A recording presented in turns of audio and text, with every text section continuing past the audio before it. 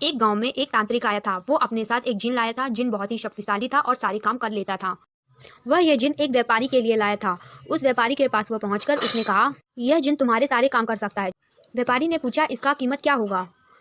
तांत्रिक ने बताया, यह सिर्फ 500 रुपए का है। व्यापारी सोचने लगा, इतना ज्यादा काम करने के बावजूद इसकी कीमत इतनी कम क्यों है? तांत्रिक ने बताया, इसकी कीमत इसलिए कम है क्योंकि इसमें एक कमी है। यह अपने काम बहुत जल्दी खत्म कर लेता है। काम खत्म करने के बाद अगर इसे काम नहीं मिलता तो यह अपने मालिक को ही खा जाता है।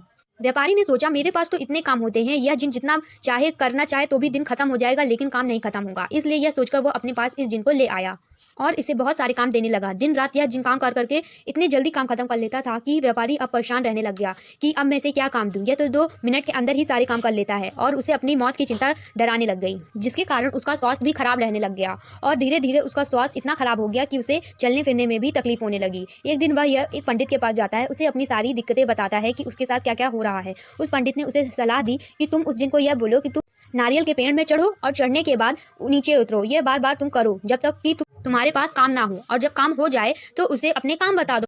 और ऐसे ही व्यापारी ने उसको काम दिया और इस तरह वह चिंता मुक्त हो गया। यह भूत हमारे दिमाग की तरह होता है। जब हमारे पास काम होता है तो हम व्यस्त रहते हैं, और जैसे ही काम यह खत्म हो जाता है तो हमारे दिमाग में कई सारे विचार आने लग जाते हैं। ज्यादातर यह विचार बहुत ही बुरे होते हैं, जिससे हमारे दिमाग में बुरे तरह के ख्याल आने लग जाते हैं और इससे हमारे दिमाग में तनाव बढ़ता चला जाता है और हमारा स्वास्थ्य भी खराब हो जाता है। इसीलिए हमें अपनी जिंदगी में कोई ना कोई काम करके व्यस्त रहना चाहिए और अपने